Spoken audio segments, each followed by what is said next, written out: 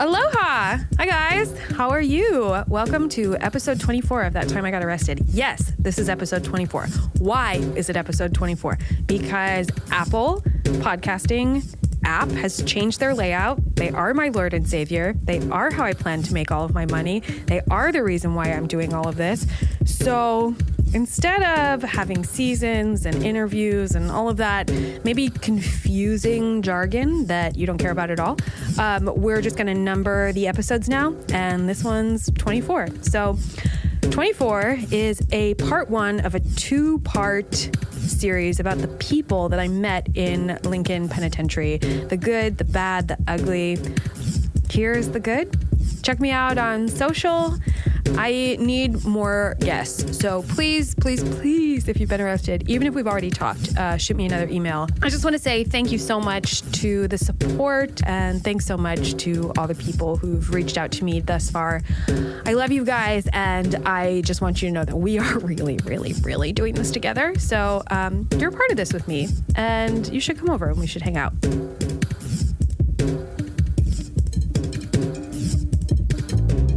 My name is B. Casper, and my entire life has been a lie. That's not even my real name. But don't worry, I'm going to tell you all of my secrets. This isn't the story of how I became an orphan. This isn't the story about how I jumped off a 5-story building and survived. This isn't about how I died and came back funny. This is that time I got arrested.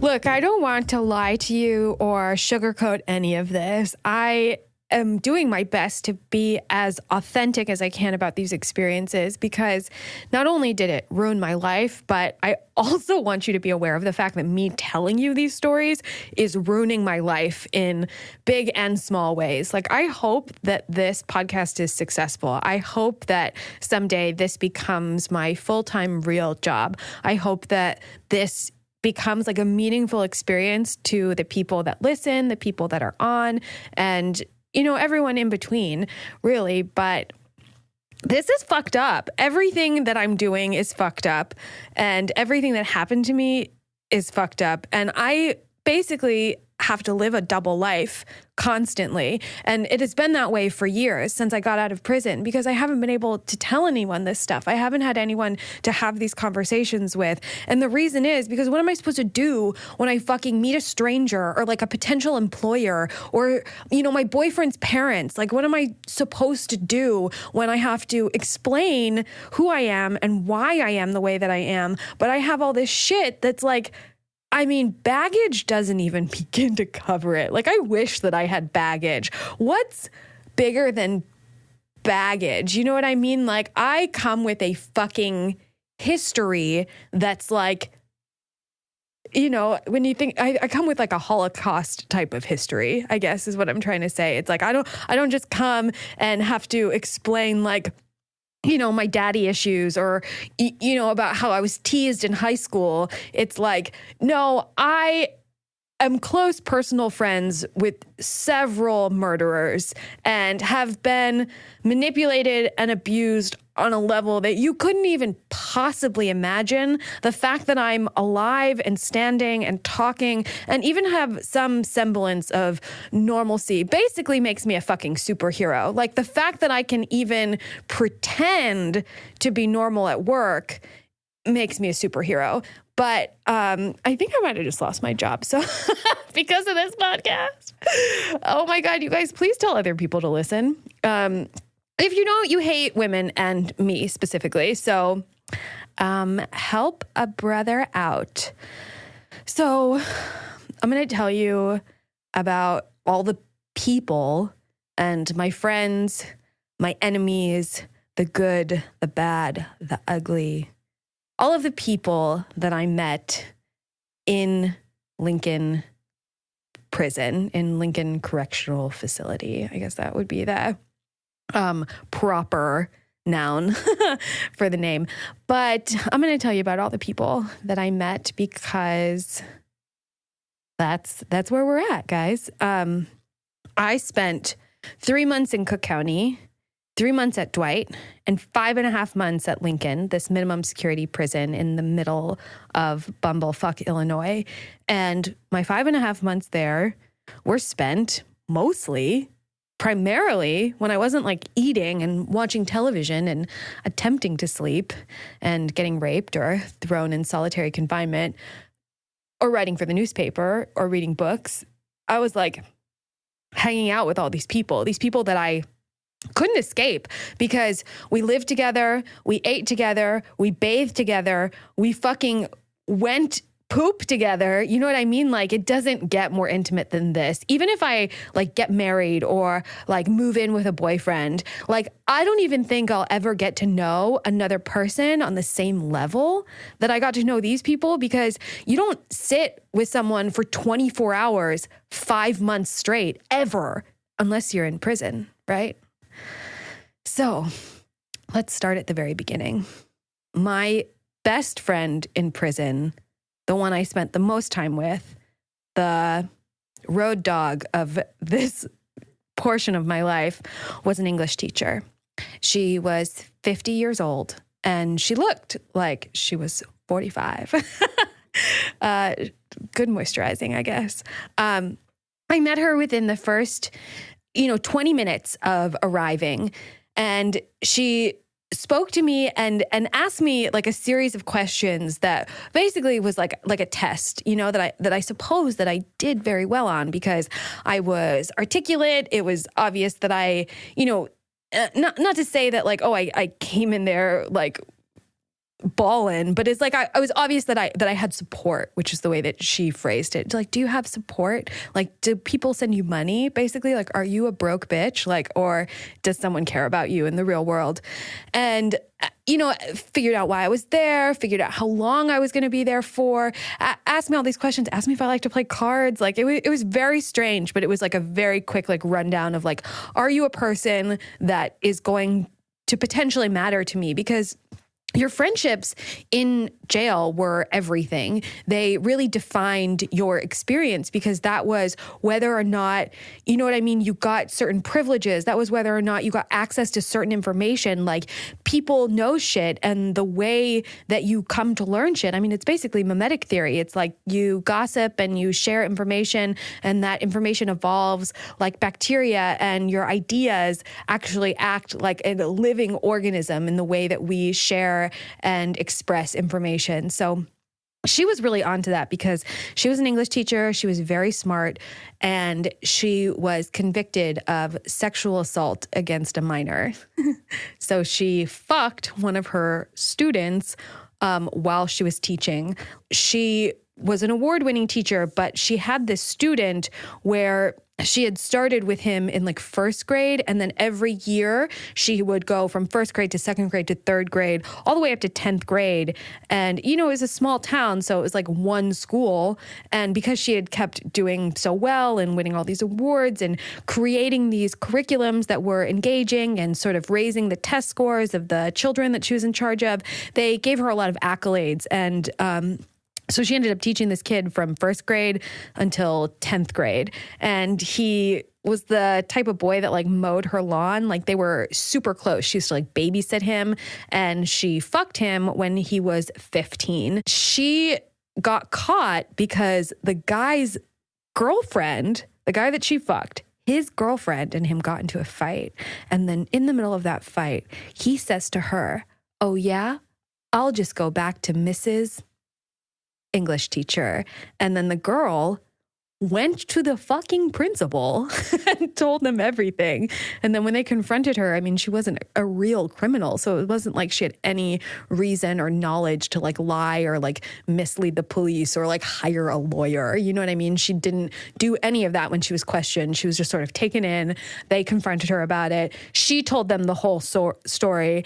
And then they were like, okay, well, now you have to go to jail, which is exactly what happened. And she had 2 kids, and she was adopted, and she was very smart. She was one of the only people that I could have a real, genuine conversation with in prison, because most of the women that were there, they couldn't read. They had been drug addicts and born into drug addict families their whole lives. They were existing in a level of poverty that most of the people who are listening to this couldn't even possibly comprehend. It's like I had a concept of what poverty looked like from my life experiences, but I honestly had no idea. And I think that it was important for me to learn all of those things, although I wish that I hadn't learned them the way that I had. But I don't think I could have learned it any other way, is that poverty is systemic, and it is a cycle of a lack of education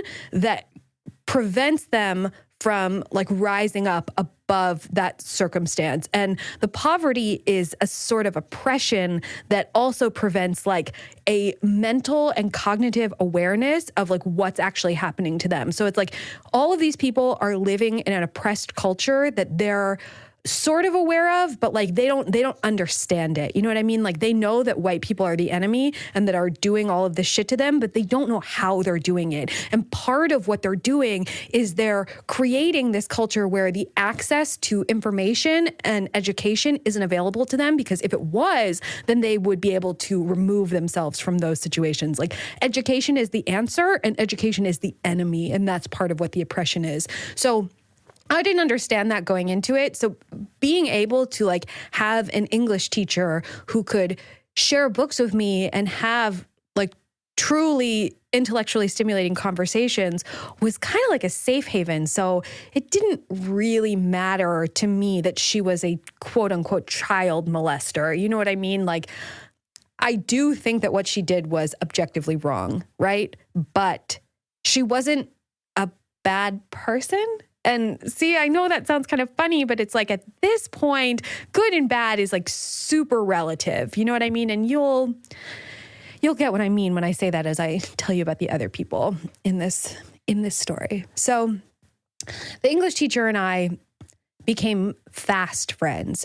She took me under her wing. She was the one who introduced me to the Nazis who ended up protecting me and, letting me pay them to keep me from getting my ass kicked 2 or 3 times a day.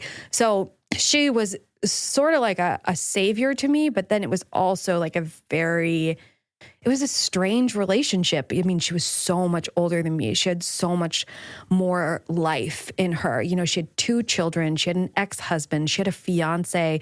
She had a career on a level that I couldn't understand. She was an award-winning teacher. She was intelligent and she was sophisticated, as much as you can be when you live in a small town, but read a bunch. You know what I mean? Your world is still smaller than someone who lives in New York City and travels around and, you know what I mean, has more access to things that money provides you. She wasn't on a higher income bracket. She was definitely lower middle class, if anything, but her intellect was on par with mine. So we had excellent conversations. We talked about books. We played cards. She taught me how to cook prison food. Remember from the last episode, Food Baby? If you haven't listened to it, please check it out, because she was the one who taught me how to make a potato. And when she described it to me, I was like, you are nuts. And then when she fed it to me, I was like, okay, now I follow you everywhere. And she was really into the prison gossip. She got sentenced to 4 years. And when I met her, she was a year and a half into her 4-year stint that she had to do. I watched her go through all kinds of interesting emotional turmoil. I watched her grieve her marriage, and I watched her get upset about not being there for her kids. And then I watched her be crazy and psycho when her fiance left her. I watched her go through so many intimate, strange things, and it made us very, very close. But it was also a weird relationship. She would sort of get on me about how much weight I was gaining, and she would make these rude little comments to me about how they were going to have to roll me out of there. And it was weird, mean stuff that I would hear from my grandmother. So it almost felt like this abusive relationship that I couldn't escape, because it was also very familiar to me. So it was a strange situation. And I don't think she was someone I ever would have talked to or had any kind of relationship with outside of like the fact that we happened to be in prison at the same time. So we were friends. We were good friends. We were best friends. We spent all of our free time together, basically. And, when girls would like punch me in the face and like, hold my head underwater in the toilet, like when all of that bad stuff would happen to me, she would be the one that would like lick my wounds afterwards, like physically, she would like clean me up and help me out. And then like, like emotionally, she would like hold me as I cried. So it was weird also because I don't really have a mother. My grandmother wasn't exactly like the touchy-feely, like lovey-dovey type. You know what I mean? I knew she loved me because she like always showed up for me and like cooked really delicious meals for me. But my grandmother wasn't the type to like sit down and like hold my hand and be like, how are you feeling today? So it was weird because I had never really had that relationship with like a grown woman before. But she was also a psycho. I mean, she was a psycho. She fucked a 15-year-old that she had known his whole life. Like when she was 40, like that's psycho behavior. Like men do that all the time. And it's sort of like seen as more normal or understandable. And like when women do it, it's almost like give the guy a high five, right? But like that kid was a fucking kid. And like, not that she necessarily manipulated him, but that was a complete abuse of power, So I guess it doesn't really surprise me that her and I had a rather large falling out. So, like I said, her fiance, not her ex-husband, but her fiance, who she was, looking forward to spending her life with when she got out of this mess, because that was what we all sort of focused on was, when is this going to end, and how am I going to recover? So she had a lot of plans and ideas and like excitement wrapped around this guy. And it's weird because she was adopted and it seemed like all of her value in life, because she never, and I mean, she would say this to me openly, she like never felt good enough because like, I guess her real mother, didn't want her, even though her parents were amazing. Her adoptive parents like couldn't have been better and more supportive and were very supportive and like took care of her children and took care of her whole life while she was in prison. But that wasn't enough. She really needed like male attention of some kind to sort of get her through this. So when her fiance left her, she sort of like turned into this wild, depressive, like manic woman.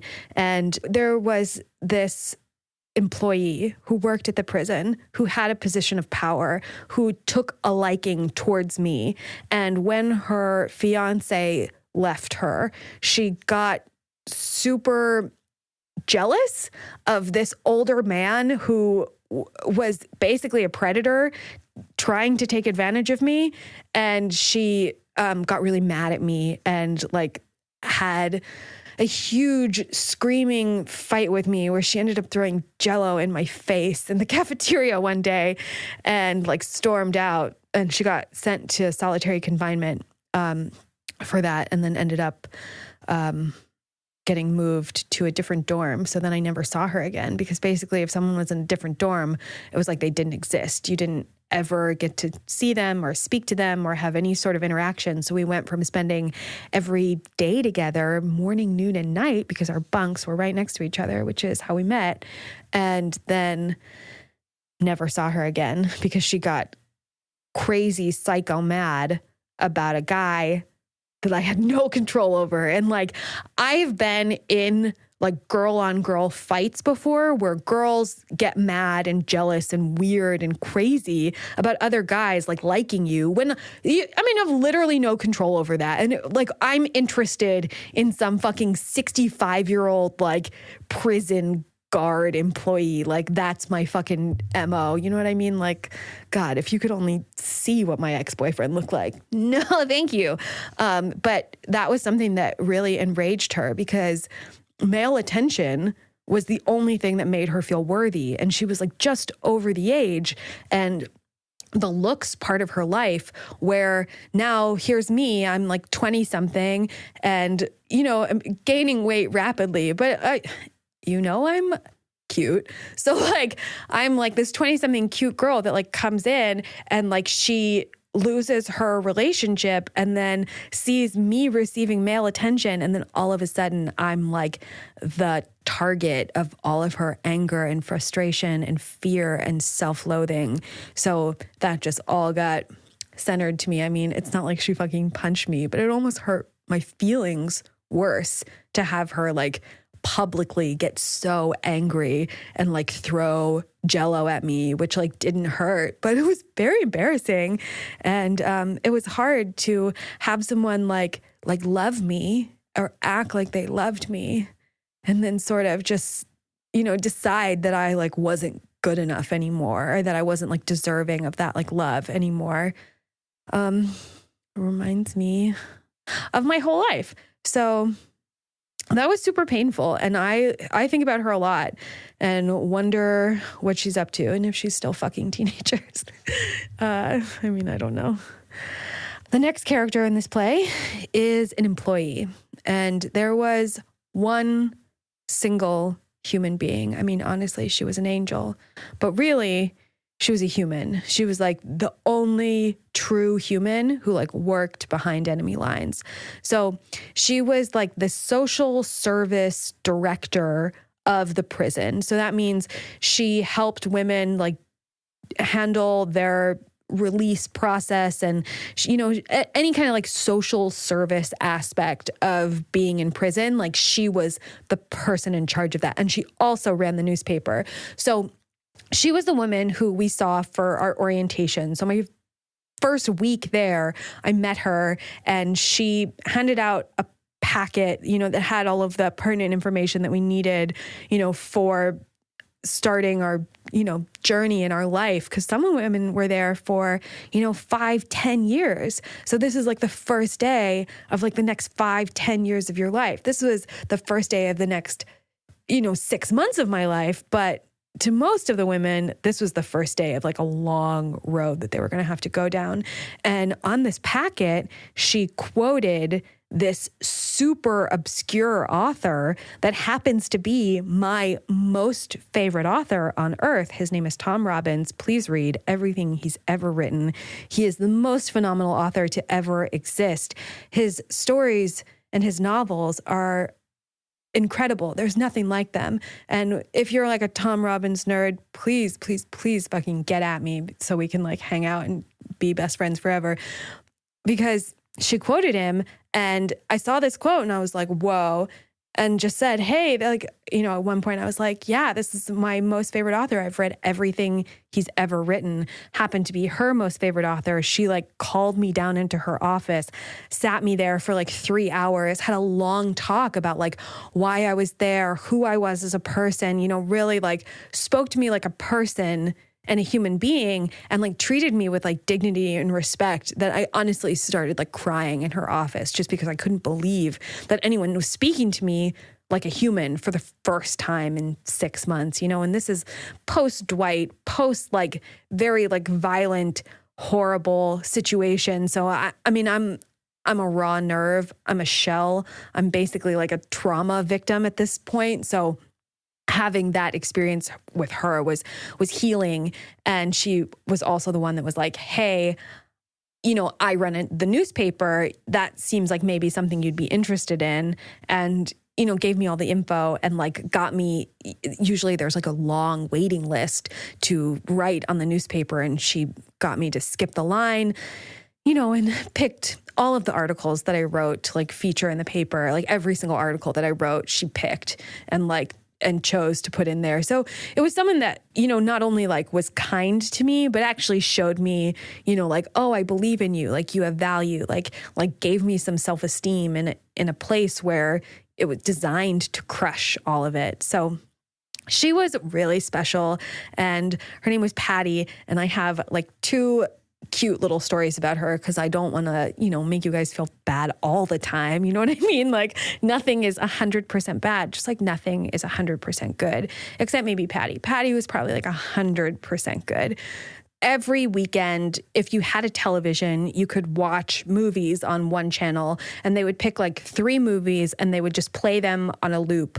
And I used to be really into poetry, and I used to be really into like slam poetry. And that kind of turned into like music writing. Like I would write song lyrics, and, eventually I ended up like recording an album, and I went through this really terrible breakup and kind of like stopped doing music and poetry from that because I was just sad and kind of depressed. And I really just felt like I had lost that like part of myself. And so one weekend she personally had picked this movie, and then like even had like sent a note to me like, hey, make sure you watch this. But it was called Louder Than a Bomb, which is actually from Chicago. It's like a slam poetry competition. But they did a documentary about it one year. And I watched that documentary like 8 times in a row.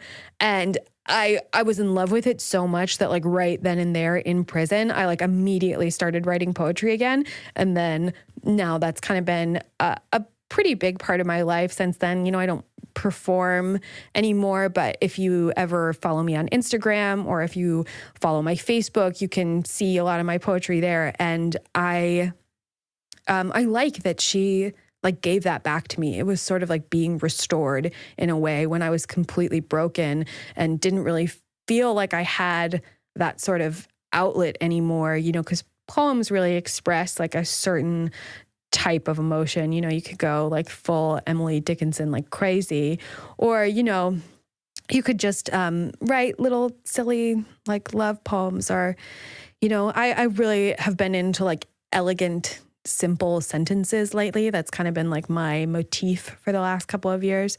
But she like restored a part of me that I thought was completely dead just by curating, art around me that inspired me. And I think that that's really important too, as an artist, to constantly be taking in other artists like mediums so that you can be inspired. And I believe that like when you're feeling like writer's block, or when you're feeling stuck, when you're feeling like you don't have those like creative juices like flowing within you in your own work, the best thing to do, the best remedy for that is to watch artists that inspire you, because that will like reignite your passion and your drive and sort of like your own creative energy. I feel like it's very cyclical. Like when they put it out there and you receive it and it moves you in a certain way, that helps you evolve as an artist and like think deeper about what you're trying to say and your message and your feelings. So she was the curator for that and totally like sparked that in me. And that was sort of like a month or 2 before I was about to get released. But because she handled all of the like release, like stuff that you go through. And again, I'll have an episode that's all about me getting released from prison. So stay tuned, guys. We used to go to this spot in like the warehouses, because there are a ton of warehouses where they like hold all of the food, and they have all of the women that are working in like textiles and making signs and doing all this stuff that's sort of like on the prison campus, but not necessarily where the prisoners are like living and eating and working. So the week before you're about to leave, you get taken sort of like off campus. It's like the furthest you've ever been able to go since you've been there.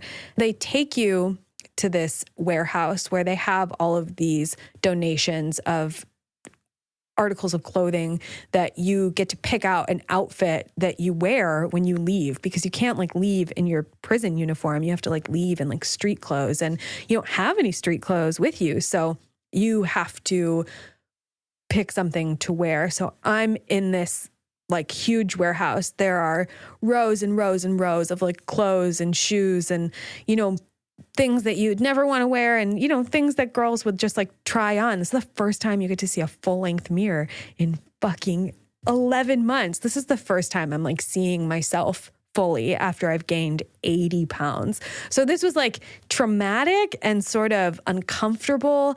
And I just like hated that experience so much, because I was just being reminded of everything that I had lost and, all of the baggage and trauma that I had gained, in the form of like mental and emotional like fucked upness, and then like almost a fucking like Backstreet Boys worth of honey buns on my body. So I picked out one super hideous Lane Bryant brown sweater and like tried it on and was just like, good enough, like I don't care. I just want this to be over, and like I want all of this to be over, And so I picked out this sweater. It was the only thing that I like liked. It was really the only thing that like fit me. It was the only thing that felt okay. And as I'm like walking out and like, you have to show them like, all right, this is, the one outfit or like the one thing I'm allowed to take. And I showed it to her and she goes, oh, that's so funny. That's my sweater. And so it was crazy. Like out of every single article of clothing in there, I happened to pick the one thing that belonged to her, and I took it with me, and I still have that sweater and wear it on a regular basis. If you have ever seen me in real life and seen me in the last like 5 years wear a hideously ugly brown sweater, that belonged to Pati. And that sweater means more to me than any other article of clothing that I've ever had or ever will have. So, shout out to Pati. That was all of the good people that I met. The next episode is going to be all of the really bad, scary, fucked up, crazy murderers. I met a lot of murderers in prison. So stay tuned for that. I love you guys. Thanks for everything. Bon voyage.